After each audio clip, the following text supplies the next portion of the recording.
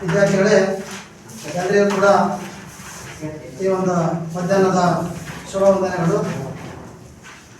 ಈಗಾಗಲೇ ನಮ್ಮ ಭಾಷೆ ಪಾಠವನ್ನು ಕಳೆದ ತರಗತಿಯಲ್ಲಿ ಅಧ್ಯಯನ ಮಾಡಿದ್ವಿ.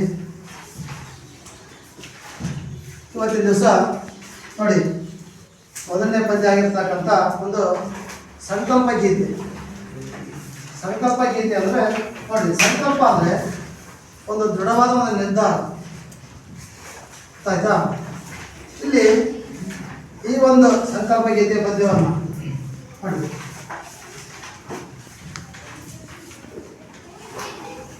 ಪದ್ಯ ಒಂದು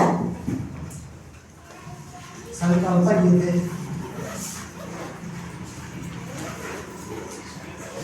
ಈ ಒಂದು ಪದ್ಯವನ್ನು ಬರೆದ ಕವಿ GS ಶಿವರುದ್ರಪ್ಪ. ಮಾತಾಡೋದು ಯಾರು ಸರ್? ಬೋರ್ಡ್ ನೋಡಿ, ಯಾರು ಮಾತಾಡಬಾರ್ದು. ಕವಿ GS ಶಿವರುದ್ರಪ್ಪ.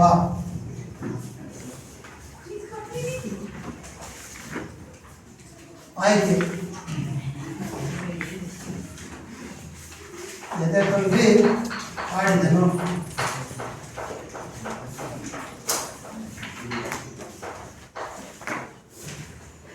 ನೋಡಿ ಮಕ್ಕಳ, ಬಹಳ ಪ್ರಸಿದ್ಧವಾದ ಕವಿ. ಕುವೆಂಪು ಅವರಿಗೆ ಯಾವ ರೀತಿ ರಾಷ್ಟ್ರಕವಿ ಅಂತಕ್ಕಂಥ ಒಂದು ಬಿರುದು ಸಿಕ್ತೋ, GS ಶಿವರುದ್ರಪ್ಪ ಅವರಿಗೂ ಕೂಡ ಒಂದು ರಾಷ್ಟ್ರಕವಿ ಅಂತಕ್ಕಂಥ ಬಿರುದು ಸಿಕ್ಕಿದೆ. ನೋಡಿ, ಪುಸ್ತಕ ಕೊಟ್ಟಿದ್ದಾರೆ GS ಶಿವರುದ್ರಪ್ಪನವರು. GS ಶಿವರುದ್ರಪ್ಪ ಅಂದರೆ ಅವ್ರ ಪೂರ್ಣ ಹೆಸರು ಗುಗ್ಗರಿ ಶಾಂತವೀರಪ್ಪ ಶಿವರುದ್ರಪ್ಪ. ಸರಿ ಕೇಳಿಸ್ಕೊಳ್ಳಿ, ಗುಗ್ಗರಿ ಶಾಂತವೀರಪ್ಪ ಶಿವರುದ್ರಪ್ಪ. ನೋಡಿ, ನಾವು ಮುಂದೆ ಶಬರಿ ಪಾಠ ಮಾಡ್ಬೇಕಾದ್ರೆ ಆ ಒಂದು ಶಬರಿ ಪಾಠವನ್ನು ಪೂತಿ ನರಸಿಂಹಾಚಾರ್ಯ ಅಂತ ಬರೆದಿದ್ದಾರೆ. ತುಂಬ ಸರಿ ಕೇಳಿದ್ದಾರೆ, ಆ ಪೂತಿನವರ ಪೂರ್ಣ ಹೆಸರು ಏನಂತ ಕೇಳ್ತಾರೆ. ಒಂದು ಸರಿ GS ಶಿವರುದ್ರಪ್ಪನವರ ಪೂರ್ಣ ಹೆಸರು ಏನಂತ ಕೇಳ್ತಾರೆ. ಅಲ್ಲಿ ಪೂತಿ ನರಸಿಂಹಾಚಾರ್ಯ ಅಂದರೆ ಪುರೋಹಿತ ತಿರುನಾರಾಯಣ ಅಯ್ಯಂಗಾರ್ ನರಸಿಂಹಾಚಾರ್ಯ ಅಂತ ಕರೀತಾರೆ. ಇದನ್ನು ತುಂಬ ಸರಿ ಕೇಳಿದ್ದಾರೆ. GS ಶಿವರುದ್ರಪ್ಪನವರ ಪೂರ್ಣ ಹೆಸರು ಗುಗ್ಗರಿ ಶಾಂತವೀರಪ್ಪ ಶಿವರುದ್ರಪ್ಪ. ಇವರು ನೋಡಿ ಮಕ್ಕಳೇ, ನಿಮಗೆ ಒಂದು ಸಂಕಲ್ಪ ಗೀತೆ ಅಂತಕ್ಕಂಥ ಒಂದು ಪದ್ಯವನ್ನು ಬರೆದಿದ್ದಾರೆ. ಏನು ಸಂಕಲ್ಪ ಅಂದರೆ ಯಾರು ಹೇಳ್ತಾರೆ? ಸಂಕಲ್ಪ ಯೋಚನೆ ಮಾಡಿ. ಸಂಕಲ್ಪ ಅಂದರೆ ಏನು? ಗೀತೆ ಬೇಡ, ಸಂಕಲ್ಪ. ರೈಸ್ ಯುವರ್ ಹ್ಯಾಂಡ್ಸ್, ಕೈ ಎತ್ತಿ. ಸಂಕಲ್ಪ ಅಂದರೆ ಏನು? ಯಾರು ಹೇಳ್ತೀರಪ್ಪ? ಸಂಕಲ್ಪ ಮೊನ್ನೆ ಒಂದು ಮಲೇರಿಯಾ ವಿರೋಧ ದಿನಾಚರಣೆ ಅಂತ ಮಾಡಿದ್ರು. ಅದನ್ನ ಮಲೇರಿಯಾ ಅವ್ರನ್ನ ಪೂರ್ತಿ ಡೆಂಗಿ ಜ್ವರ ತಿದ್ದು ಮಾಡಿದ್ರು, ಮಲೇರಿಯಾ ತಿದ್ದು ಮಾಡಿದ್ರು. ಒಂದು ನಾವು ಪ್ರತಿಜ್ಞೆ ಅಂತ ಮಾಡ್ತೀವಿ ನೋಡಿ, ಅದನ್ನ ನಾವು ವಿರೋಧ ಮಾಡ್ಬೇಕು. ಆಮೇಲೆ ಮದ್ಯಪಾನ ವಿರೋಧಿ ದಿನ ಅಂತ ಆಚರಣೆ ಮಾಡಿದ್ವಿ. ಒಂದು ಪ್ರತಿಜ್ಞೆ ಮಾಡ್ತೀವಿ ನೋಡಿ, ಕೈ ಹಿಡ್ಕೊಂಡು. ಸಂಕಲ್ಪ ಒಂದು ದೃಢವಾದ ಒಂದು ನಿರ್ಧಾರ, ಒಂದು ಪ್ರತಿಜ್ಞೆ. ಏನು ನಾವು ಪ್ರತಿಜ್ಞೆ ಮಾಡಬೇಕು, ಸಂಕಲ್ಪ ಏನು ಮಾಡಬೇಕು? ನಮ್ಮಲ್ಲಿ ಇರ್ತಕ್ಕಂಥ ಒಳ್ಳೆ ಆಚಾರ ವಿಚಾರಗಳನ್ನು, ಒಳ್ಳೆ ಭಾವನೆಗಳನ್ನು, ನಮ್ಮ ನಡೆ ನುಡಿ, ನಮ್ಮ ಶಾಲೆ ಪ್ರತಿಸ್ತಕ್ಕಂಥದ್ದು, ನಾವು ಚೆನ್ನಾಗಿ ಓದಬೇಕಪ್ಪ ಅಂತ ಪ್ರತಿಜ್ಞೆ ಮಾಡ್ತೀವಿ. ಅದು ಸಂಕಲ್ಪ ಅಂದರೆ ಒಂದು ಪ್ರತಿಜ್ಞೆ, ಅದು ದೃಢವಾದ ಒಂದು ನಿರ್ಧಾರ. ಹೊರಗಡೆ ದೃಢವಾದ ನಿರ್ಧಾರ ಸಂಕಲ್ಪ. ನೋಡಿ, ಇಲ್ಲಿ GS ಶಿವರುದ್ರಪ್ಪನವರು ಮೊದಲನೇದಾಗಿ ಅವರ ಒಂದು ಕಾಲ, ಒಂದು ಸ್ಥಳ, ಆ ಪ್ರತಿಯೊಬ್ಬ ಬಗ್ಗೆ ನಾವು ಸ್ವಲ್ಪ ಪರಿಚಯವನ್ನು ಮಾಡಿಕೊಂಡು ಪುಸ್ತಕ ನೋಡ್ಕೊಳ್ಳೋ. ಪುಸ್ತಕ ಇದೆಯಾ? ನೋಡಿ, ನಿಮ್ಮ ಪುಸ್ತಕ ನೋಡಿ, ಪಕ್ಕದಲ್ಲಿ ನೋಡಿ. ಪುಸ್ತಕ ನೋಡಿ, ಬೇರೆ ಏನು ವರ್ಕ್ ಮಾಡ್ಕೊಳ್ಳಿ, ಸರಿ ಮಾಡ್ಕೊಳ್ಳಿ. ಪುಸ್ತಕ ಇದೆಯಾ? ನಮ್ಮ ಪುಸ್ತಕ ಸರಿ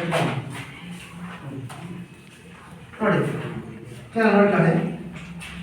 ಕೃತಿಕಾರರ ಪರಿಚಯ.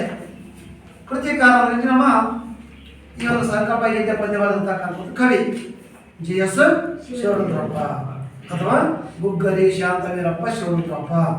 ಸರಿ ಕೇಳ್ತಾನೆ, ಭಾವನೆ ಇದ್ದಾವ. GS ಶಿವರುದ್ರಪ್ಪನವರ ಪೂರ್ಣ ಹೆಸರು ಏನಮ್ಮ? GS ಶಿವರುದ್ರಪ್ಪನವರ ಪೂರ್ಣ ಹೆಸರು ಗುಗ್ಗರಿ ಗುಗ್ಗರಿ ಹಾಂ ಹೇಳು. ಇನ್ನೂ ಸರಿ ಹೇಳು. ಗುಗ್ಗರಿ ಶಾಂತವೀರಪ್ಪ ಶಿವರುದ್ರಪ್ಪ. ಯಾರ ಪೂರ್ಣ ಹೆಸರು ಅದು? ಜಿ.ಎಸ್. ಶಿವರುದ್ರಪ್ಪ. ಜಿ.ಎಸ್. ಶಿವರುದ್ರಪ್ಪ ಯಾವ ಪದ್ಯ ಬರೆದಿದ್ದಾನೆ? ಸಂಕಲ್ಪ ಗೀತೆ. ಸಂಕಲ್ಪ ಅನ್ನೋ ಪದ ಅರ್ಥ ಏನಪ್ಪ? ವೆರಿ ಗುಡ್, ದೃಢವಾದ ನಿರ್ಧಾರ, ಒಂದು ಪ್ರತಿಜ್ಞೆಯನ್ನ ಕೈಗೊಳ್ತಕ್ಕಂಥದ್ದು. ಅದಕ್ಕೆ ಸಂಕಲ್ಪ. ನಾವೇನೇ ಸಂಕಲ್ಪವನ್ನ ತೊಡಬೇಕು ಅಂತಕ್ಕಂಥ ಭಾವನೆ ಇಟ್ಕೊಂಡು ಪ್ರಸ್ತುತವಾಗಿ ಕವಿ ತನ್ನ ಪದ್ಯದಲ್ಲಿ ತನ್ನ ಮನಸ್ಸಿನ ಭಾವನೆಗಳನ್ನು ಈ ರೀತಿ ವ್ಯಕ್ತಪಡಿಸ್ತಾರೆ. ಆ ಒಂದು ಭಾವನೆಯನ್ನು ತಿಳ್ಕೊಳ್ಳೋದಕ್ಕಿಂತ ಮುಂಚಿತವಾಗಿ ನಾವು ಒಂದು ಸ್ವಲ್ಪ ಕೃತಿಕಾರ ಪರಿಚಯ ನಾವು ಅರ್ಥ ಮಾಡ್ಕೊಂಡು ಸರಿ ನೋಡ್ಕೊಳ್ಳಿ ಪುಸ್ತಕ. ಜಿ.ಎಸ್. ಶಿವರುದ್ರಪ್ಪ ಎಂದೇ ಪ್ರಸಿದ್ಧರಾಗಿರುವ ಗುಗ್ಗರಿ ಶಾಂತವೀರಪ್ಪ ಶಿವರುದ್ರಪ್ಪ ಅಂದ್ರೆ ಸಾಮಾನ್ಯ ಶಕ 1926 ಜನಿಸಿದ್ದಾರೆ. ನೋಡಿ, ನೀವು ಕನ್ನಡಕ್ಕೆ ಚೆನ್ನಾಗಿ ಬಳಸ್ಬೇಕು. 1926 ನೋಡಿ, 1926ರಲ್ಲಿ ಜಿ.ಎಸ್. ಶಿವರುದ್ರಪ್ಪರು ಜನಿಸಿದ್ದಾರೆ. ಇವರು ಶಿವಮೊಗ್ಗ ಜಿಲ್ಲೆಯ ಶಿಕಾರಿಪುರದವರು.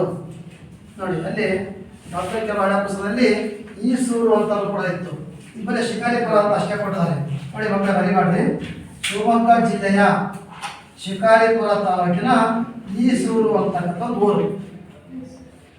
ಚಿತ್ರದುರ್ಗ ಜಿಲ್ಲೆ ಹೊಳಲ್ಕೆರೆ ತಾಲೂಕು ಯಂಚಾಪುರ ಹೆಂಗಿದೆಯೋ, ಶಿವಮೊಗ್ಗ ಜಿಲ್ಲೆ ಶಿಕಾರಿಪುರ ತಾಲೂಕು ಈಸೂರು ಅಂತಕ್ಕಂಥ ಪುಸ್ತಕದಲ್ಲಿ ಜನಿಸಿದ್ದಾರೆ. ಬರ್ಕೊಳ್ಳೋದನ್ನ ಅಲ್ಲಿ ಪುಸ್ತಕ ಕೊಟ್ಟಿಲ್ಲ. ಈಸೂರು. ನೀವು ಯಾವುದೇ ಪ್ರಶ್ನೆ ಉತ್ತರ ಬರೀಬೇಕಾದ್ರೆ ಅಥವಾ ಪರೀಕ್ಷೆ ಬರೀಬೇಕಾದ್ರೆ ವಾಕ್ಯ ರೂಪದಲ್ಲೇ ಬರೀಬೇಕು. ಜಿ.ಎಸ್. ಶಿವರುದ್ರಪ್ಪನವರ ಜನ್ಮಸ್ಥಳ ಅಂತ ಕೇಳ್ತಾರೆ. ಆವಾಗ ಜಿ.ಎಸ್. ಶಿವರುದ್ರಪ್ಪನವರು ಶಿವಮೊಗ್ಗ ಜಿಲ್ಲೆ ಶಿಕಾರಿಪುರ ತಾಲೂಕಿನ ಈಸೂರು ಅಂತಕ್ಕಂಥ ಸ್ಥಳದಲ್ಲಿ 1926ರಲ್ಲಿ ಜನಿಸಿದ್ದಾರೆ. ಚೆನ್ನಾಗಿ ನೆನಪಿಟ್ಕೊಳ್ಳಿ, 1926ರಲ್ಲಿ ಜನಿಸಿದ್ದಾರೆ. ಕಾವಲಿ ಎದ್ದಂತ ಜಿ.ಎಸ್. ಶಿವರುದ್ರಪ್ಪನವರ ಜನ್ಮಸ್ಥಳ ಯಾವ? ಶಿವಮೊಗ್ಗ ಜಿಲ್ಲೆಯ ವಾಕ್ಯ ರೂಪದಲ್ಲಿ ಹೇಳು, ವಾಕ್ಯ ಮಾಡಿ ಹೇಳು. ಜಿ.ಎಸ್. ಶಿವರುದ್ರಪ್ಪ ಅವರು ಜನಿಸಿದ ಸ್ಥಳ ಶಿವಮೊಗ್ಗ ಜಿಲ್ಲೆಯ ಶಿಕಾರಿಪುರದ ಈಸೂರು. ಶಿಕಾರಿಪುರ ತಾಲೂಕಿನ ಈಸೂರು ಅಂತಕ್ಕಂಥ ಗ್ರಾಮದಲ್ಲಿ ಜನಿಸಿದ್ದಾರೆ. ಜಿ.ಎಸ್. ಶಿವರುದ್ರಪ್ಪನವರ ಜನ್ಮ ವರ್ಷ ಎಷ್ಟು? 1920ರಲ್ಲಿ ಯಾರು ಜನಿಸಿದ್ದಾರೆ? ಜಿ.ಎಸ್. ಶಿವರುದ್ರಪ್ಪ. ಶಿವಕುಮಾರ್ ಇದ್ದಾರೆ. ಜಿ.ಎಸ್. ಶಿವರುದ್ರಪ್ಪನವರು ಯಾವ ಪದ್ಯ ಬರುತ್ತಾರೆ? ಸಂಕಲ್ಪ. ಯಾರು ಹೇಳ್ಕೊಡ್ಬಾರ್ದು? ವರ್ಷ ಇದ್ದರು. ಸಂಕಲ್ಪ ಗೀತೆ ಪದ್ಯದ ಕವಿ ಯಾರು? ಜಿ.ಎಸ್. ಶಿವರುದ್ರಪ್ಪ ಯಾವ ಪದ್ಯ ಬರುತ್ತಾರೆ? ಸಂಕಲ್ಪ. ಕೂತ್ಕೊಳ್ಳಿ, ಮನಸ್ಸಿದೆ ತಾನೆ? ಚೆನ್ನಾಗಿ ಅರ್ಥ ಮಾಡ್ಕೊಳ್ಳಿ ಮಕ್ಕಳೇ. ನೋಡಿ, ಇವರು ಶಾಂತವೀರಪ್ಪ, ಗುಗ್ಗರಿ ಶಾಂತವೀರಪ್ಪ ಶಿವರುದ್ರಪ್ಪ ಪೂರ್ಣ ಹೆಸರು. ಕ್ರಿಸ್ತ ಶಕ ಅಥವಾ ಸಾಮಾನ್ಯ ಶಕ 1926ರಲ್ಲಿ ಶಿವಮೊಗ್ಗ ಜಿಲ್ಲೆಯ ಶಿಕಾರಿಪುರ ತಾಲೂಕಿನ ಒಂದು ಈಸೂರು ಅಂತಕ್ಕಂಥ ಗ್ರಾಮದಲ್ಲಿ ಜನಿಸಿದ್ದಾರೆ. ನೋಡಿ, ಮೈಸೂರು, ಉಸ್ಮಾನಿಯಾ ಮತ್ತು ಬೆಂಗಳೂರು ವಿಶ್ವವಿದ್ಯಾನಿಲಯದಲ್ಲಿ ಕನ್ನಡ ಪ್ರಾಧ್ಯಾಪಕರಾಗಿ, ಕನ್ನಡ ಅಧ್ಯಯನ ಕೇಂದ್ರದ ನಿರ್ದೇಶಕರಾಗಿ ಸೇವೆಯನ್ನು ಸಲ್ಲಿಸಿದ್ದಾರೆ. ವಿಶ್ವವಿದ್ಯಾನಿಲಯ ಅಂತ ಇದೆ. ವಿಶ್ವವಿದ್ಯಾನಿಲಯ ಅಂದರೆ ಏನು? ಯಾರು ಹೇಳ್ತೀವಿ?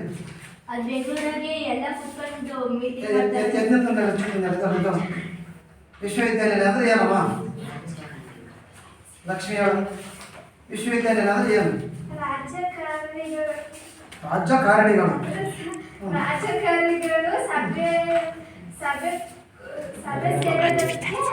ವಿಶ್ವವಿದ್ಯಾನಿಲಯ ಅಂತ ಕರೀತಾರ. ಗುಂಪು ಹತ್ರಕ್ಕೆ ಅವಕಾಶ ಇಲ್ಲ. ಒಬ್ಬರೇ ಹೇಳಿ. ವಿಶ್ವವಿದ್ಯಾನಿಲಯ ಅಂದ್ರೆ ಏನು? ಸಿಂಪಲ್ ಇದೆ, ಬಹಳ ಸರಳವಾಗಿದೆ. ಕಾಲೇಜು ಮತ್ತೆ ಅಷ್ಟೇನಾ? ಅದು ಇಂಗ್ಲೀಷ್ ಯೂನಿವರ್ಸಿಟಿ. ಕನ್ನಡದಲ್ಲಿ ವಿಶ್ವವಿದ್ಯಾನಿಲಯ. ಹೇಳು. ವಿಶ್ವವಿದ್ಯಾನಿಲಯ ಅಂದ್ರೆ ರೈಸ್ ಯುವರ್ ಹ್ಯಾಂಡ್ಸ್. ಕೈ ಎತ್ತಿ, ಯಾರಿಗೆ ಗೊತ್ತಿದೆ? ಸ್ಪಷ್ಟ ಉತ್ತರ ಇಲ್ಲ. ಯೂನಿವರ್ಸಿಟಿ ಅಂತ ಇಂಗ್ಲೀಷಲ್ಲಿ ಕರೀತಾರೆ, ಕನ್ನಡದಲ್ಲಿ ವಿಶ್ವವಿದ್ಯಾನಿಲಯ ಅಂತ ಕರೀತಾರೆ. ವಿಶ್ವವಿದ್ಯಾನಿಲಯ ಅಂದ್ರೆ ಏನು? ವಿಶ್ವವಿದ್ಯಾನಿಲಯದಲ್ಲಿ ಪ್ರಾಧ್ಯಾಪಕರ ಕೆಲಸ ಮಾಡಿದ್ದಾರೆ ಜಿ.ಎಸ್. ಶಿವರುದ್ರಪ್ಪನವರು. ಮೈಸೂರು ವಿಶ್ವವಿದ್ಯಾನಿಲಯ ಮಾಡಿದ್ದಾರೆ. ಉಸ್ಮಾನಿಯಾ ಅಂತ ಬರ್ತದೆ, ಹೈದರಾಬಾದಲ್ಲಿದೆ.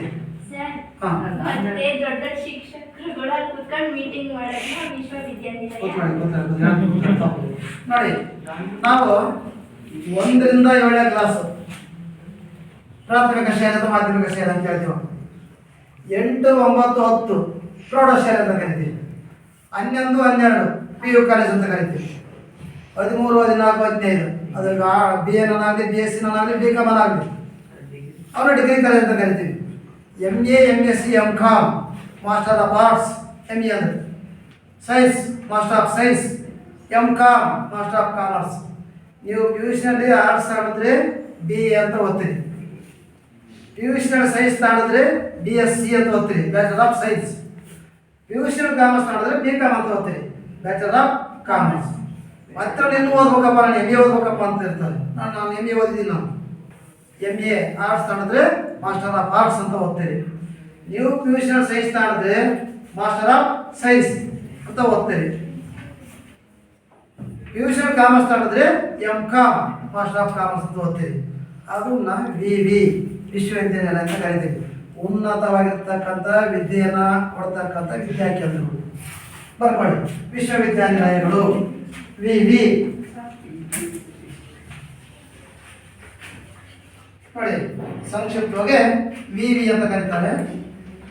ಓಕೆ, ವಿಶ್ವವಿದ್ಯಾನಿಲಯ. ಪಾಠ ಕೇಳಿಸ್ಕೊಳ್ತಾ ಚೆನ್ನಾಗೆ? ನಾನು ಬಂದು ನೋಡ್ತೀನಿ, ಪ್ರತಿಯೊಬ್ಬರು ಬರ್ಕೊಳ್ಬೇಕು. ಅದೇನೋ ಬೋರ್ಡ್ ಮೇಲೆ ಬರೀತೀನೋ ಅಥವಾ ಹೇಳ್ತೀನೋ ಟಿಪ್ಪಣಿ ಮಾಡಿಕೊಳ್ಬೇಕು. ಪ್ರತಿಯೊಬ್ಬರು ಬಂದು ಚೆಕ್ ಮಾಡ್ತೀನಿ. ಮನಸ್ಸು ಯಾಕಡೆ ಹೋಗ್ಬಾರ್ದು ಮಕ್ಕಳೇ, ಯಾಕಂದ್ರೆ ಇರೋ ಪಾಠದ ಕಡೆ ಎಷ್ಟಿದ್ದು ಮಾಡಿ ನಿಮಗೆ ಹೇಳಕ್ಕೆ ಸಿಂಗಲ್ ಬಿಡ್ತೀನಿ. VV ವಿಶ್ವವಿದ್ಯಾನಿಲಯ. ನೋಡಿ, ಉನ್ನತವಾದ ದೊಡ್ಡ ಉನ್ನತವಾದ ವ್ಯಾಸಂಗವನ್ನು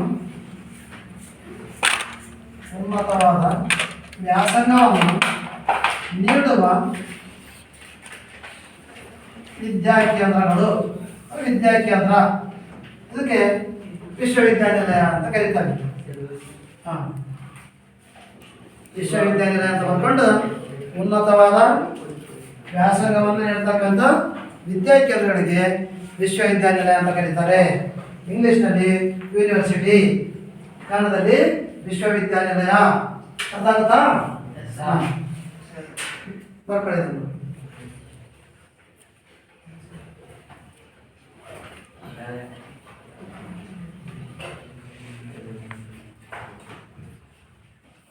ಪೆನ್ಸಿಲ್ ಹಾಕೊಂಡ್ಬೇಕು, ಅದಷ್ಟು ಪರಿಚಿಟ್ಕೊಂಡೆ ಆಯ್ತಾ.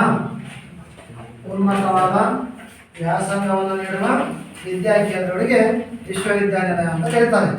ಅರ್ಥ ಆಯ್ತಾ? ಮರಿಬಾರ್ದು, ನೋಡ್ಕೊಳ್ಳಿ. ಇವರು ಬೆಂಗಳೂರು ವಿಶ್ವವಿದ್ಯಾನಿಲಯದಲ್ಲಿ ಕನ್ನಡ ಪ್ರಾಧ್ಯಾಪಕರಾಗಿ, ಆಮೇಲೆ ಕನ್ನಡ ಅಧ್ಯಯನ ಕೇಂದ್ರ ನಿರ್ದೇಶಕರಾಗಿ ಸೇವೆಯನ್ನು ಮಾಡಿದ್ದಾರೆ. ಆಧುನಿಕ ಕನ್ನಡದ ಪ್ರಮುಖ ಕವಿಗಳಲ್ಲಿ ಒಬ್ಬರಾದ ಶಿವರುದ್ರಪ್ಪ ಅವರು ಸಾಮಗಾನ, ನೋಡಿ ಎಷ್ಟು ಚೆನ್ನಾಗಿದೆ ಹೆಸರು, ನೋಡ್ಕೊಳ್ಳಿ.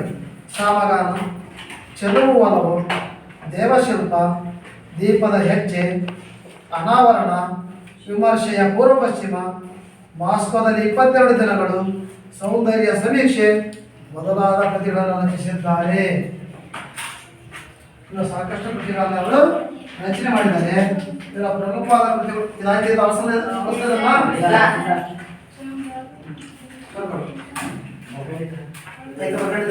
ಇದಾಗಿದೆ. ನೋಡಿ, ಈಗ ಇರುವ ಕೃತಿಗಳು ಬರ್ಕೊಳ್ಳಿ. ನೋಡಿದ್ದೆ ಸಾಮಗಾನ ಅಂತಕ್ಕಂಥದ್ದು. ಸಾಮಗಾನ, ಚೆಲುವು ಒಲವು,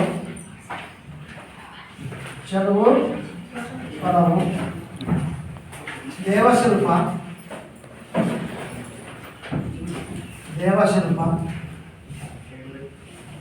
ದೀಪದ ಹೆಜ್ಜೆ, ಅನಾವರಣ, ಅನಾವರಣ ಪ್ರಮುಖ ಕೃತಿಗಳು ನೆನ್ಪಿಟ್ಕೊಳ್ಳಿ. ಇನ್ನು ಸಾಕಷ್ಟು ಕೃತಿಗಳು ಬರೆದಾರ ಅವರು. ಈಗ ಒಂದಿಷ್ಟು ಬರ್ಕೊಳ್ಳಿ. ಸಾಮಗಾನ ಬರೆದಿದ್ದಾರೆ, ಚೆಲುವು ಒಲವು ಅಂತಕ್ಕಂಥದ್ದು, ದೇವಶಿಲ್ಪ ಅಂತಕ್ಕಂಥದ್ದು, ಆಮೇಲೆ ದೀಪದ ಹೆಜ್ಜೆ, ಅನಾವರಣ, ಆಮೇಲೆ ಸೌಂದರ್ಯ ಸಮೀಕ್ಷೆ ಅಂತ ಬರೆದಿದ್ದಾರೆ, ಮಾಸ್ಕೋದಲ್ಲಿ 22 ದಿನ ಅಂತ ಬರೆದಿದ್ದಾರೆ. ಇವೆಲ್ಲವೂ ಕೂಡ GS ಬರೀ ಇಷ್ಟೇ ಅಲ್ಲ, ಇವು ಪ್ರಮುಖವಾದ ಕೃತಿಗಳು. ಇನ್ನೂ ಹಲವಾರು 16 ಕೃತಿಗಳನ್ನು ಇವರು ಬರೆದಿದ್ದಾರೆ. ಇಷ್ಟೆಲ್ಲ ಸಾಧನೆ ಮಾಡಿದ್ದಾರೆ ಸಾಹಿತ್ಯದಲ್ಲಿ. ಹಾಗಾಗಿ ಇವರ ಒಂದು ಸಾಹಿತ್ಯ ಕೃಷಿ ಅಪಾರವಾಗಿ ಆಗಿದೆ, ಬಹಳ ಅದ್ಭುತವಾಗಿದೆ. ಒಳ್ಳೆ ಒಳ್ಳೆಯ ಸಾಹಿತ್ಯ ರಚನೆ ಮಾಡಿದ್ದಾರೆ. ಇದನ್ನೆಲ್ಲ ದೃಷ್ಟಿ ಇಟ್ಕೊಂಡು ಸರ್ಕಾರ ಅಂತಕ್ಕಂಥದ್ದು ಇವರಿಗೆ ರಾಷ್ಟ್ರಕವಿ ಎಂತಕ್ಕಂಥ ಬಿರುದನ್ನು ಕೊಟ್ಟಿದೆ. ಸಾಹಿತ್ಯದಲ್ಲಿ ಅಷ್ಟೊಂದು ಸಾಧನೆ ಮಾಡಿದ್ದಾರೆ. ಮತ್ತು ನೀವು ಕೂಡ ಕೆಲವು ಕವನಗಳನ್ನು, ಕವಿತೆಯ ಕವನಗಳನ್ನು ಬರೀತಕ್ಕಂಥ ಹವ್ಯಾಸವನ್ನು ನೀವು ರೂಢಿ ಮಾಡಿಕೊಳ್ಳಿ. ನೋಡಿ, ಅಷ್ಟೊಂದು ಸಾಧನೆಯನ್ನು ಮಾಡಿದ್ದಾರೆ. ಕಾವ್ಯಾರ್ಥ ಚಿಂತನ ಅಂತಕ್ಕಂಥ ಒಂದು ಕೃತಿ ಬರೆದಿದ್ದಾರೆ. ಅದಕ್ಕೆ ಕೇಂದ್ರ ಸಾಹಿತ್ಯ ಅಕಾಡೆಮಿ ಪ್ರಶಸ್ತಿ ಪಡೆದಿರುವ ಶಿವರುದ್ರಪ್ಪ ಅವರು ಹಂಪಿ ಕನ್ನಡ ವಿಶ್ವವಿದ್ಯಾನಿಲಯದ ನಾಡೋಜ ಪುರಸ್ಕಾರಕ್ಕೆ ಭಾಜನರಾಗಿದ್ದಾರೆ. ನೋಡಿ, ಇವರಿಗೆ ನಾಡೋಜ ಪುರಸ್ಕಾರ ಕೂಡ ಸಿಕ್ಕಿದೆ. ಯಾಕೆ? GS ಶಿವರುದ್ರಪ್ಪನವರಿಗೆ. ಬೆಂಗಳೂರು ಮತ್ತು ಕುವೆಂಪು ವಿಶ್ವವಿದ್ಯಾನಿಲಯಗಳ ಗೌರವ ಡಿಲಿಟ್ ಪದವಿ ಬಂದಿದೆ. ಆಮೇಲೆ ರಾಷ್ಟ್ರಕವಿ ಅಂತಕ್ಕಂಥ ಒಂದು ಬಿರುದು ಬಂದಿದೆ. ಪಂಪ ಪ್ರಶಸ್ತಿ ಬಂದಿದೆ. ನೋಡಿ, ಇವರಿಗೆ ಪ್ರಶಸ್ತಿಗಳು ನಾಡೋಜ ಪ್ರಶಸ್ತಿ ಬಂದಿದೆ.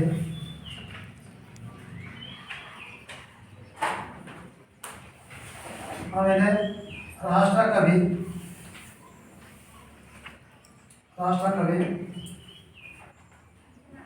ಆಮೇಲೆ ಅದೇ ರೀತಿ ಪಂಪ ಪ್ರಶಸ್ತಿ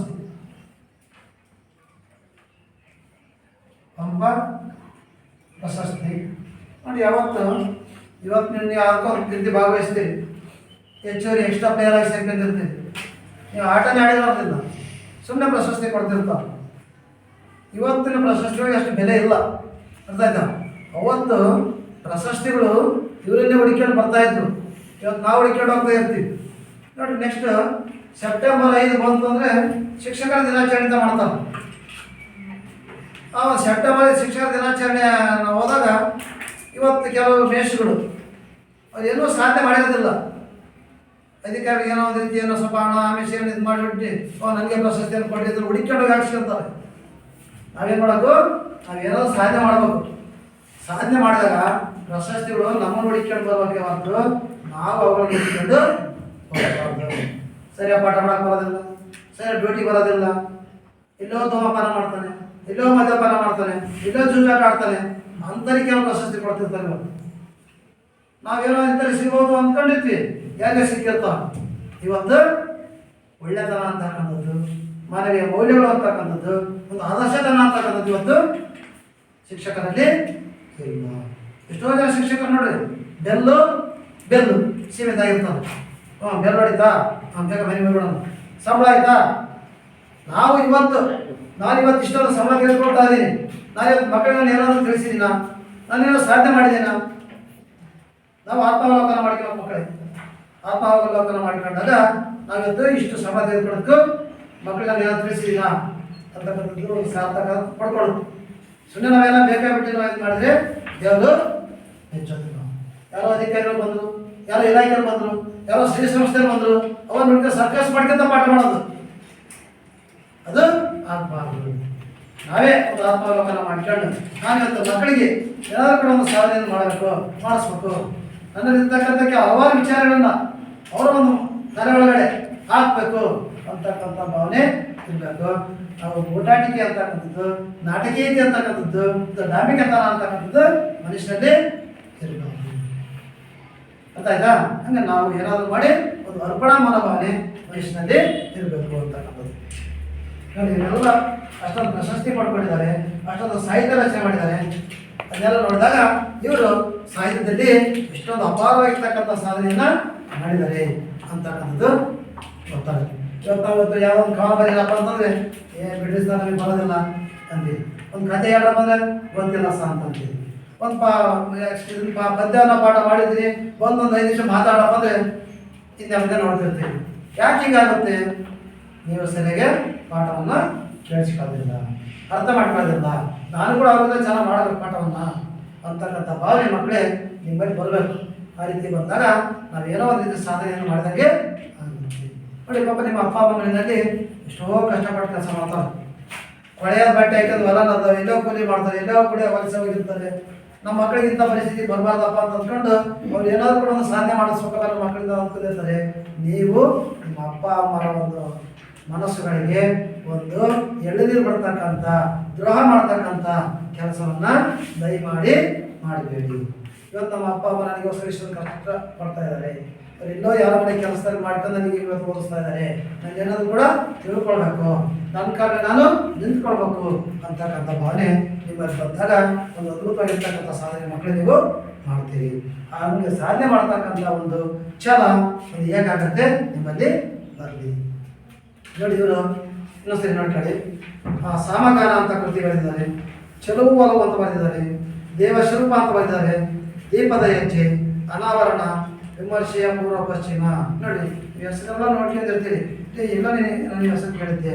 ನೀವು ಪುಸ್ತಕ ಓದಿದ್ರೆ ಅಷ್ಟೇ ಪುಸ್ತಕ ಮುಖಪುಟ ಯಾವ ರೀತಿ ಇದೆ, ಎಷ್ಟು ಇಷ್ಟೆಷ್ಟು ಕಾನೂನಲ್ಲಿ ಇದ್ದಾವೆ, ಯಾವ ರೀತಿ ಇರಬಹುದು ಅದನ್ನು ನೋಡ್ತಕ್ಕಂಥ ಒಂದು ದೃಷ್ಟಿಕೋನವಾದ ಕೂಡ ನಿಮ್ಮ ಮಕ್ಕಳೇ ಬೆಳೆಸ್ಕೊಳ್ಬೇಕು. ಆಮೇಲೆ ಸೌಂದರ್ಯ ಸಮೀಕ್ಷೆ ಅಂತ ಬರೆದಿದ್ದಾರೆ, ಕಾವ್ಯಾರ್ಥ ಚಿಂತನ ಅಂತ ಬರೆದಿದ್ದಾರೆ. ನೋಡಿ ಕಾವ್ಯಾರ್ಥ ಚಿಂತನ ಅಂತಕ್ಕಂಥ ಕೃತಿಗೆ ಒಂದು ಗೌರವ ಡೈರೆಕ್ಟ್ ಪದವಿ ಅಂತಕ್ಕಂಥದ್ದು ಆಮೇಲೆ ಬಿರಿ ಬಂದಿದೆ. ಆಮೇಲೆ ಕೃತಿಗೆ ಕೇಂದ್ರ ಸಾಹಿತ್ಯ ಅಕಾಡೆಮಿ ಪುರಸ್ಕಾರ ಬಂದಿದೆ, ನಾಡೋದ ಪುರಸ್ಕಾರ ಬಂದಿದೆ, ಅದೇ ರೀತಿ ಒಂದು ರಾಷ್ಟ್ರಕವಿ ಅಂತಕ್ಕಂಥ ಪ್ರಶಸ್ತಿ ಬಂದಿದೆ, ಪಂಪ ಪ್ರಶಸ್ತಿ ಬಂದಿದೆ. ಇಷ್ಟೆಲ್ಲ ಒಂದು ಸಾಧನೆಯನ್ನ GS ಶಿವರುದ್ರವರು ಮಾಡಿದ್ದಾರೆ. ನೋಡಿ ಕುವೆಂಪು ವಿಶ್ವವಿದ್ಯಾನಿಲಯದವರು ಗೌರವ ಡೈರೆಕ್ಟ್ ಪದವಿ ಕೊಟ್ಟಿದ್ದಾರೆ, ಆಮೇಲೆ ರಾಷ್ಟ್ರಕವಿ ಅಭಿದಾನ ಕೊಟ್ಟಿದ್ದಾರೆ, ಆಮೇಲೆ ಪಂಪ ಪ್ರಶಸ್ತಿ ಸಿಕ್ಕಿದೆ. ನೋಡಿ 1992ರಲ್ಲಿ ದಾವಣಗೆರೆಯಲ್ಲಿ ಒಂದು ಕನ್ನಡ ಸಾಹಿತ್ಯ ಸಮ್ಮೇಳನ ನಡೀತು, 61ನೇದು. ನಾನು ಆಗಿನ್ನೂ ಸೆಕೆಂಡ್ BA ಓದ್ತಿದ್ದೆ, ನಾನು ಅರ್ಥ ಆಯ್ತಾ, ಇನ್ನೂ ನೌಕರಿ ಹೋಗಿರಲಿಲ್ಲ, ನಾನು ಓದ್ತಾ ಇದ್ದೆ. ಅವಾಗ ನಾವೆಲ್ಲ ಹೋಗಿದ್ದೆ ದಾವಣಗೆರೆಗೆ.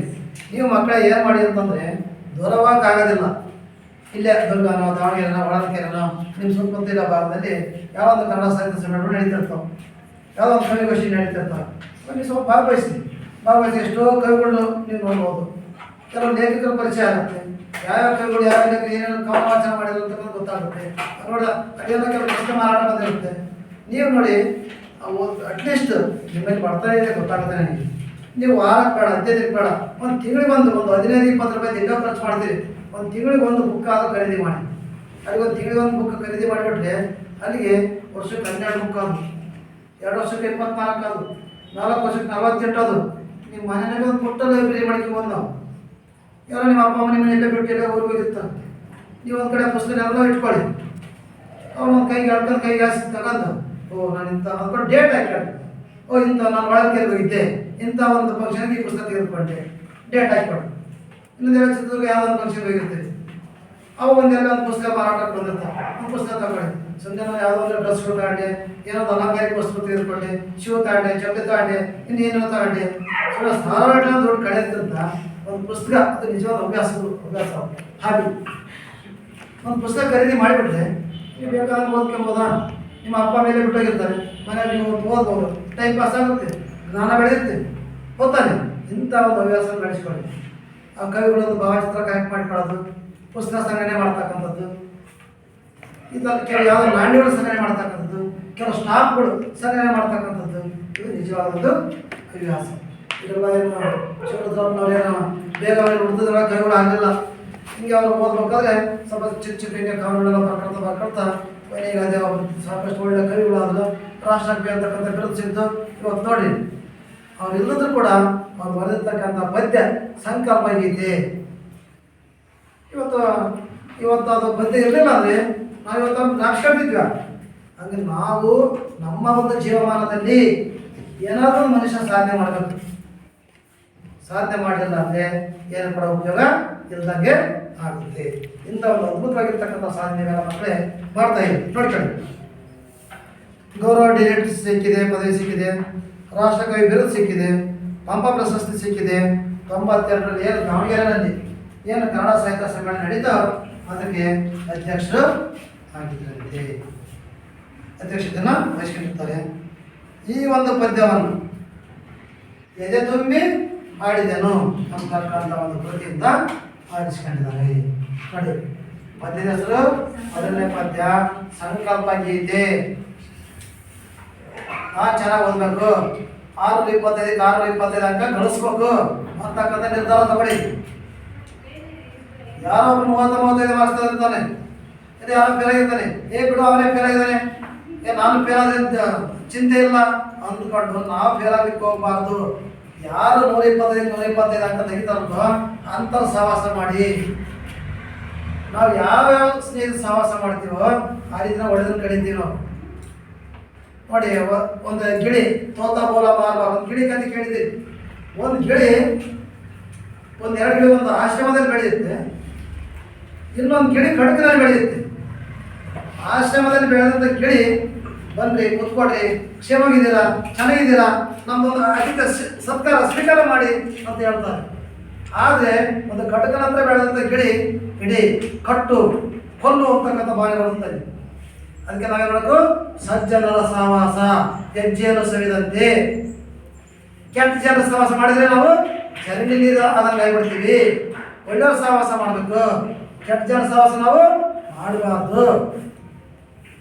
ಅದಕ್ಕೆ ನಾವು ಯಾರು ಕೂಡ ಆಶ್ರಮದಲ್ಲಿ ಬೆಳೆದಂತೆ ಗಿಳಿಗಳಾಗಬೇಕು, ಕಟಕನ ಹತ್ರ ಬೆಳೆದಂತೆ ಗಿಳಿ ಆಗಬಾರ್ದು.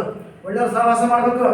ನೋಡ್ರಿ, ಬಸವಣ್ಣವ್ರು ಹೇಳ್ತಾರೆ, 12ನೇ ಶತಮಾನದಲ್ಲಿ ಹೇಳ್ತಾರೆ, ನಾವು ಮಾತನಾಡ್ತಕ್ಕಂಥ ಮಾತು ಇನ್ನೊಬ್ಬರ ಮನಸ್ಸಿಗೆ ನೋವಾಗಬಾರ್ದು, ಮುಂದೆ ಬಿಟ್ಟು ಹಿಂದೆ ಹಾಕ್ಯಬಾರ್ದು. ನಾವು ಈಗ ಪ್ರಾರಂಭದಲ್ಲಿ ನಾವು ನಮ್ಮ ಗಣೇಶ ಬಾರಿ ಒಳ್ಳೆ ಹುಡುಗಪ್ಪ ಅಂತ ಹೇಳ್ತೀವಿ, ಅವನ್ನೆಲ್ಲ ಹೊರಗೋದ್ರೆ ಭಾಳ ಕೆಟ್ಟ ಹುಡುಗಪ್ಪ, ಅವ್ನು ಸರಿ ಇಲ್ಲಪ್ಪ, ಅವ್ನು ಕೆಟ್ಟ ವಿದ್ಯಾರ್ಥಿಯಪ್ಪ ಅಂತೀವಿ. ನಾವು ಯಾವುದನ್ನೇ ಆಗಲಿ ಒಂದು ಬೈಯದಿರ್ತದ ಸಪ್ರೇಟ್ ಕರ್ಕೊಂಡಾಗ ಹೇಳ್ಬೇಕು. ನಾವೇನು ಮಾಡ್ತೀವಿ? ನಾವು ಎಜುಕೇಟೆಡ್ ಇಡಿಯಟ್ಸ್, ನಾವು ಮೂರ್ಖರು, ನಾವು ವಿದ್ಯಾರ್ಥಿ ಮೂರ್ಖರು. ನಾವು ಏನು ಮಾಡ್ತೀವಿ? ಒಳ್ಳೆದನ್ನ ಒಬ್ಬರೇ ಇದ್ದಾಗ ಹೇಳ್ತೀವಿ, ಕೆಟ್ಟದನ್ನ ಎಲ್ಲ ಮುಂದೆ ಟಾಪೆ ಮಾಡ್ತೀವಿ. ದಿನಪ್ಪ ನೀನು ಭಾರಿ ಕೆಟ್ಟ ಕಾಣಲಿ ಅಂತೇಳಿ ಎಲ್ಲರೂ ಬಂದು ಹೇಳೋದು. ನಮ್ಮ ಕಾಲ ಒಳ್ಳೆ ಕೆಲಸ ಮಾಡಿದ್ದಾಳೆ ಅವಳು ಸಪ್ರೇಟ್ ಕಾಲದಾಗ ಹೇಳೋದು. ಆ ಥರ ನಾವು ಮಾಡ್ಬಾರ್ದು. ಕೆಟ್ಟದ್ದನ್ನು ಮಾಡಿರ್ತಾನ ಒಬ್ಬನೇ ಕರ್ಕೊಂಡೋಗಿ, ನೋಡಪ್ಪ ನೀನು ಬುದ್ಧಿವಂತ ಇದೆಯಾ, ನಿಮ್ಮ ಅಪ್ಪ ಎಷ್ಟು ಕಷ್ಟಪಡ್ತಾರೆ, ನೀನು ಒಳ್ಳೆ ಹುಡುಗ ಆಗು, ನಿನ್ನ ಕಾಲ ನೀನು ನಿಂತ್ಕೊಳ್ಳೋ, ಯಾಕೆ ಹಿಂಗೆ ಮಾಡ್ತೀಯೋ, ಕರ್ಕೊಂಡಾಗ ಒಂದು 5 ನಿಮಿಷ ಹೇಳ್ರಿ, ಅವ್ನು ನಾಳೆ ಒಳ್ಳೆಯದಾಕ. ನಾವು ಅದನ್ನು ಮಾಡೋದನ್ನ ದೊಡ್ಡ ಬೇರೆ ಬೈದ್ಬಿಡೋದು ಚೆನ್ನಾಗಿ, ನೀವು ಅಂಥವ್ರು ಇಂಥವ್ರು ಅಂತೇಳಿ. ಪಾಪ ನೀವು ಒಳ್ಳೆ ಓಟ್ಯಾಗ ಬಂದಿರ್ತೀರಿ, ಪಾಪ ಮಹಾಬಲೇಶ್ವರಪ್ಪ ಸತ್ಕೊಂಡು ಎಲ್ಲಿಂದ ಪಾಪ ಹಳ್ಳಿ ಮಕ್ಕಳು ಬಂದಿರ್ತೀರಿ. ಬರ್ತದಾರೆ ನಿಮ್ಮನ್ನೆಲ್ಲ ಕೆಟ್ಟದಾಗೆಲ್ಲ ಆ ರೀತಿ ಈ ರೀತಿ ಅಂತ ನಾವು ಬೈದು ನೀವು ಮೂಡ್ ಅಪ್ಸೆಟ್ ಮಾಡಿದ್ವಿ. ಇವತ್ತು ನಾನು ಇವತ್ತು ಯಾವ ಮಗ ಎದ್ದು ಬಂದಪ್ಪ, ನಾನು ಯಾರ ಮುಖ ನೋಡಿ ಬಂದಪ್ಪ, ಈ ಮೇಸ್ಟ್ ಬೈದ್ಬಿಟ್ರಪ್ಪ, ಈ ಮಿಸ್ ಬೈದ್ಬಿಟ್ರಪ್ಪ. ಈ ಥರ ನಾವು ಮಾಡಬಾರ್ದು. ನಾವು ಕೂಡ ಶಿಕ್ಷಕರಾದಾಗ ಏನು ಮಾಡಬೇಕು? ಹುಷಾರೇ ನಿಮ್ಮನ್ನು ಹ್ಯಾಂಡಲ್ ಮಾಡಬೇಕು. ತಪ್ಪು ಮಾಡ್ತೀರಿ, ಮನುಷ್ಯ ವಿದ್ಯಾರ್ಥಿ ತಪ್ಪು ಮಾಡ್ತೀರಿ, ಅದನ್ನೇ ನಾವು ಹೈಲೈಟ್ ಮಾಡಬಾರ್ದು. ಅದನ್ನು ನಾವು ತಿದ್ದಿ ಒಂದು ಒಳ್ಳೆ ರೂಪಕ್ಕೆ ತಂದಾಗ, ಒಂದು ವ್ಯವಸ್ಥಿತ ರೂಪಕ್ಕೆ ತಂದಾಗ ನೀವು ಒಳ್ಳೆಯರು ಆಗ್ತೀರಿ. ನೋಡಿ, ಬೆಳೆದವ್ರು ಕಲ್ಲಿರ್ತಪ್ಪ, ಕಾಡ್ದಲ್ಲಿರುತ್ತೆ, ನಾವು ಅದನ್ನ ಹಂಗೆ ಬಿಟ್ಬಿಟ್ರೆ ಹಂಗೆ ಉಳ್ಕೊಳ್ಳುತ್ತೆ. ಅದು ತಿದ್ದಿ ನಾವು ಕಡ್ದ ಒಂದು ಒಳ್ಳೆ ಮೂರ್ತಿ ಆಗೋದಿಲ್ವ? ಹಂಗೆ ನಾವು ವ್ಯವಸ್ಥಿತವಾಗಿ ನಾವು ಅದನ್ನು ನಾವು ಮಾಡ್ತಾ ಇರಬೇಕು. ಮಾಡಿದಾಗ ಅದರ ಮೂರ್ತಿ ಅನ್ನೋದು ಚೆನ್ನಾಗಾಗುತ್ತೆ. ಹಂಗೆ ನಿಮ್ಮ ಒಂದು ಮುಗ್ಧ ಮನಸ್ಸುಗಳಲ್ಲಿ, ನಿಮ್ಮ ಇನ್ನೋಸೆಂಟ್ ಮನಸ್ಸುಗಳಲ್ಲಿ ನಾವು ಒಳ್ಳೊಳ್ಳೆ ಭಾವನೆಗಳನ್ನು ಒಳ್ಳೊಳ್ಳೆ ಭಾವನೆಗಳನ್ನು ಬಿತ್ತಾ ಹೋದರೆ ನೀವು ಸರ್ ಬೆಲೆ ಹೊಡೆದು ಸರ್ ನೀವೇ ಕಂಟಿನ್ಯೂ ಮಾಡಿ ಸರ್ ಪಾಠ, ಸರ್ ತುಂಬ ಚೆನ್ನಾಗಿ ಹೇಳ್ಕೊಡ್ತೀರಿ ಸರ್ ಅಂತೀರಿ. ನಾವು ಮುಖ ಗಂಟೆ ಕೆಂದು ಕೆಟ್ಟದಾಗ ಬೈಕ್ ಅಂತ ಮಾತಾಡಿದ್ರೆ ಈ ಸುಡುಗಾಡ ಬೇಷ ಇದ್ದ ಬಂದಪ್ಪ ಅಂತಾರೆ. ಹಂಗೆ ನಾವು ನಿಮ್ಮ ಮನಸ್ಸನ್ನು ನಾವು ಗೆಲ್ಲಬೇಕು. ನಾವು ನಿಮಗೆ ಆಕರ್ಷಣೀಯವಾದ ರೀತಿಯಲ್ಲಿ ಅಟ್ರಾಕ್ಷನ್ ರೀತಿಯಲ್ಲಿ ನಾವು ಪಾಠ ಮಾಡಿದರೆ ಎಲ್ಲರೂ ಕೂಡ ನಾವು ಪ್ರೀತಿಸ್ತೀವಿ. ನಾವು ಬರೀ ಬೈಯೋದು ಹೊಡೆದವ್ರು ಮಾಡಿಬಿಟ್ರೆ ಅದು ಸರಿ ಇರೋದಿಲ್ಲ. ಹಂಗಾಗಿ ಇಲ್ಲಿ GS ಏನು ಮಾಡ್ತಾರಪ್ಪ ಅಂದರೆ ಒಳ್ಳೆ ಭಾವನೆಗಳನ್ನು ರೂಢಿಸ್ಕೊಳ್ಳಿ, ಒಳ್ಳೊಳ್ಳೆ ಸಂಕಲ್ಪವನ್ನು ರೂಢಿಸ್ಕೊಳ್ಳಿ, ದೃಢವಾದ ನಿರ್ಧಾರ ತಗೊಳ್ಳಿ, ಕೆಟ್ಟದನ್ನು ಕಲಿಬೇಡ್ರಿ, ಕೆಟ್ಟದನ್ನು ಮಾತಾಡಬೇಡ್ರಿ, ಕೆಟ್ಟದನ್ನು ಕೇಳಬೇಡ್ರಿ ಅಂತ ಹೇಳ್ತಾರೆ. ಅದೇ ರೀತಿ ನಮ್ಮ ಬಸವಣ್ಣವರು ನುಡಿದರೆ ಮುತ್ತಿನ ಹಾರದಂತಿರಬೇಕು, ನುಡಿದರೆ ಸ್ಫಟಿಕದ ಸಲಾಕೆಂತಿರಬೇಕು, ನುಡಿದರೆ ಮಾಣಿಕ್ಯದ ದೀಪ್ತಿಂತಿರಬೇಕು, ನುಡಿದರೆ ಲಿಂಗ ಮೆಚ್ಚಿ ಹೌದೆನ್ನಬೇಕು. ನೋಡಿ ಎಷ್ಟು ಒಳ್ಳೆ ಮಾತು ಬಸವಣ್ಣವರು ಹೇಳಿದ್ದಾರೆ.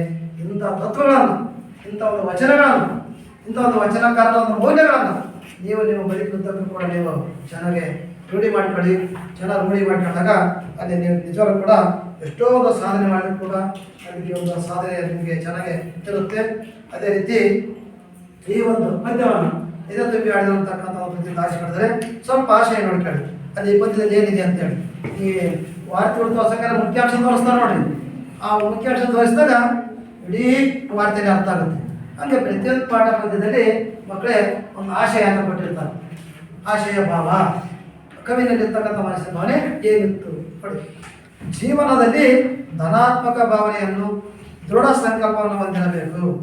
ಯಾವುದೇ ರೀತಿಯ ಸವಾಲುಗಳು ಎದುರಾದಾಗಲೂ ಆತ್ಮವಿಶ್ವಾಸದ ಸಂಕಲ್ಪ ನಿಷ್ಠೆಯಿಂದ ಕ್ರಿಯಾಶೀಲರಾದಾಗ ಯಶಸ್ಸು ಲಭಿಸುತ್ತದೆ. ಮಕ್ಕಳೇ, ಲರ್ನಿಂಗ್ ಈಸ್ ಕಂಟಿನ್ಯೂಸ್ ಪ್ರಾಸೆಸ್. ಕಲಿಕೆ ಅಂತಕ್ಕಂಥದ್ದು ನಿರಂತರ ಪ್ರಕ್ರಿಯೆ. ಕಲಿಕೆ ಅಂತಕ್ಕಂಥದ್ದು ನಿರಂತರ ಪ್ರಕ್ರಿಯೆ. ನಮ್ಮ ಒಂದು ಕಲಿಕೆ ಅಂತಕ್ಕಂಥದ್ದು ನಿಂತ ನೀರು ಆಗಬಾರ್ದು, ಹರಿತಕ್ಕಂಥ ಒಂದು ಪ್ರಕ್ರಿಯೆ ಆಗಬೇಕು ಅಂತಕ್ಕಂಥದ್ದು. ನಾವು ಯಾವ ಪ್ರಯತ್ನಶೀಲರಾಗಬೇಕು. ಆಮೇಲೆ ಭೇದ ಭಾವ ಇರಬಾರ್ದು, ಪಕ್ಷಪಾತ ಮಾಡಬಾರ್ದು. ಇವನು ನನ್ನ ಕಡೆನು, ಇವಳು ನನ್ನ ಕಡೆ ಹೇಳು, ಆ ಥರ ಭಾವ ಇರಬಾರ್ದು. ಎಲ್ಲರೂ ಕೂಡ ನಾವು ಸರಿ ಸಮಾನ ಕಾಣಬೇಕು. ಅವನು ಸಿಂಗನಹಳ್ಳಿ ಆಗಿರಲಿ, ಅವ್ನು ತೂಕದಾರ ಆಗಿರಲಿ, ಅವ್ನು ಕೆಂಚಾಪುರ ಆಗಿರಲಿ, ಯಾವುದೇ ಆಗಿರಲಿ, ಅವ್ನು ಮೇಲ್ಜಾತಿ, ಅವ್ನು ಕೆಳ ಜಾತಿ, ಅವ್ನು ಹಿಂದೂ, ಅವ್ನು ಮುಸ್ಲಿಂ, ಇವನು ಬೌದ್ಧ, ಕ್ರೈಸ್ತ, ಅವ್ನು ಮೇಲ್ಜಾತಿ, ಕೆಳ ಜಾತಿ, ಕರಿಯ, ಬಿಳಿಯ, ಈ ಥರ ಭಾವನೆ ಮನುಷ್ಯರಿರಬಾರ್ದು. ನೋಡಿ, ಎಲ್ಲರಲ್ಲೂ ಕೂಡ ಮಕ್ಕಳೇ ರಕ್ತ ಕೆಂಪಗೆ ಹರಿಯೋದು, ಇದರಲ್ಲಿ ಭಾರಿ ಮೇಲ್ಜಾತಿ ಡಿಸೈನ್ ಇರ್ತದ, ಹರಿಯೋದಿಲ್ಲ. ಹಾಗಾಗಿ ನಾವು ಯಾರನ್ನು ಕೂಡ ಮನಸ್ಸಿಗೆ ನೋವಾಗ್ತಕ್ಕಂಥ ರೀತಿಯಲ್ಲಿ ನಾವು ಮಾಡಬಾರ್ದು. ಯಾಕೆ ಶಿಫ್ಟ್ ಮಾಡ್ಕೊಂಡಿರ್ತದೆ, ಯಾಕೆ ಬೈದಿರ್ತೀವಿ, ಹೊಡೆದಿರ್ತೀವಿ, ಅವ್ನು ಅದೇ ಥರ ನಾವು ನೋಡಬಾರ್ದು. ಏನಕ್ಕಣ ಶಿಫ್ಟ್ ಮಾಡ್ಕಣ, ಏನೋ ಹೊಡೆದ ಕಣ, ವಿದ್ಯಾರ್ಥಿನಿ ಬೇಜಾರ ಮಾಡ್ಕಣಮ್ಮ ಅಂತ ನಾವು ಈ ಥರ ಸಮಾಧಾನ ಮಾಡ್ತಾ ಇದ್ದರೆ ಅವ್ರು ನಮ್ಮನ್ನ ಜೀವನದಲ್ಲಿ ಆ ಟೀಚರ್ಸ್ ಎಂದೂ ಮರೆಯೋದಿಲ್ಲ. ಶತ್ರುಗಳನ್ನು ಶತ್ರುತ್ವದಿಂದಲೇ ನೋಡಬಾರ್ದು. ನಾವು ಅಲ್ಲಿ ಪ್ರೀತಿ ತೋರಿಸ್ಬೇಕು, ಮಮಕಾರ ತೋರಿಸ್ಬೇಕು. ನಾವು ಅದು ಬಿಡ್ತೀವಿ, ನೀನು ಭಾರಿ ತಪ್ಪು ಬಿಡಿದಿ, ಬಿಡಿ ಅಂತ ಸುಮ್ಮನೆ ಗಂಡ ರಪ ನೋಡ್ಬಿಟ್ರೆ ಏನಪ್ಪ ಮೇಷ್ ಬಿಡ್ಸ್ಕೊಂಡ್ರಪ್ಪ ಅಂತ. ಅರ್ಥ ಆಯ್ತಾ? ಆ ರೀತಿ ನಾವು ಮಾಡಬಾರ್ದು. ತಪ್ಪನ್ನು ತಿದ್ದತಕ್ಕಂಥ ಒಂದು ಶಕ್ತಿ ಯಾರಿರ್ತೋ ಅವ್ನು ನಿಜವಾದ ಶಿಕ್ಷಕ ಆಗ್ತಾನೆ. ಅರ್ಥ ಆಯ್ತಾ? ಇನ್ನು ಕೆಲವು ಶಿಕ್ಷಕರು ಪಾಠನೇ ಮಾಡೋದಿಲ್ಲ, ಚೆನ್ನಾಗಿ ಮಾಡ್ದೋದು ನಾನು ಭಾರಿ ಸ್ಟ್ರಿಕ್ಟ್ ಅಂತ ತೋರಿಸಿರ್ತಾರೆ. ಅವ್ರು ಮಕ್ಕಳು ನೋಡಿದ್ರೆ ಭಾರಿ ಬಿಡ್ತಾರ, ಸವಾಸ್ಕೋಬೋದು ಬೇಡ ಅಂತ ಸುಮ್ಮನೆ ಇರ್ತಾರೆ. ನೀವೇನು ಮಾಡ್ತೀರಿ ಬೆಳಗ್ಗೆ, ಅವ್ರು ಮೇಷ್ಟು ಭಾರಿ ಸ್ಟ್ರಿಕ್ಟ್ ಅಪ್ಪ, ಯಾವುದೋ ಸ್ಟ್ರಿಕ್ಟ್ ಪಾಠ ಮಾಡೋದು ತೋರಿಸ್ಕೋಬೇಕು, ಬರೀ ಚೆನ್ನಾಗಿ ಹೊಡೆಯೋದು ಬೈಯೋದಲ್ಲ. ಅರ್ಥ ಆಯ್ತಾ? ಹಾಗಾಗಿ ನಾವು ಶಿಕ್ಷಕರಾದರೂ ಕೂಡ ತಪ್ಪು ಮಾಡ್ದಂಗೆ ಚೆನ್ನಾಗಿ ಪಾಠ ಹೇಳ್ಬಿಟ್ರೆ ನೀವು ಕೂಡ ಚೆನ್ನಾಗೆ ಕೇಳಿಸ್ಕೊಳ್ತೀರಿ. ನೋಡಿ, ಭೇದ ಭಾವ ಇರಬಾರ್ದು. ನಾವು ಪ್ರಯತ್ನಶೀಲರಾಗಬೇಕು. ಅವ ಬಲ ವರ್ತಿಸುತ್ತೆ. ಭಯ ಮತ್ತು ಅನುಮಾನ ಆವರಿಸಿರುವ ಸಮಾಜವನ್ನು ದೃಢ ನಿಷ್ಠೆಯಿಂದ ಸ್ವಾಸ್ಥ್ಯದ ನೆಲೆಯಾಗಿಸುವ ಹಣತೆ ಹೆಚ್ಚಿದಾಗ ಕತ್ತಲೆ ದೂರವಾಗುತ್ತದೆ ಎಂಬುದನ್ನು ಈ ಒಂದು ಭಾವಗೀತೆಯ ಮೂಲಕ ವ್ಯಕ್ತಪಡಿಸ್ತಕ್ಕಂಥದ್ದೇ ಈ ಒಂದು ಕವನದ ಒಂದು ಆಶಯ. ನೋಡಿ ಮಕ್ಕಳೇ, ಇಷ್ಟಾದ ಸ್ವಲ್ಪ ಈ ಒಂದು ಕವಿಯ ಒಂದು ಕಾಲ ಸ್ಥಳ ಕೃತಿಗಳನ್ನು ಸ್ವಲ್ಪ ಆಶಯ ಏನಿದೆ ಅಂತ ನಿಮಗೆ ತಿಳಿಸ್ಕೊಳ್ತೀನಿ. ನಾಳೆ ದಿವಸ ನೀವು ಬರ್ಬೇಕಾದ್ರೆ ಈ ಪದ್ಯವನ್ನು ತುಂಬ ಚೆನ್ನಾಗಿ ಒಂದು 16 ಬಾರಿ ಪದ್ಯ ಬನ್ನಿ. ಈ ಪದ್ಯವನ್ನು ನಾಳೆ ಎಕ್ಸ್ಪ್ಲೇನ್ ಮಾಡ್ತೀನಿ. ಚೆನ್ನಾಗಿ ಅರ್ಥ ಆಗುತ್ತಾ? ಎಲ್ಲರಿಗೂ ಧನ್ಯವಾದಗಳು.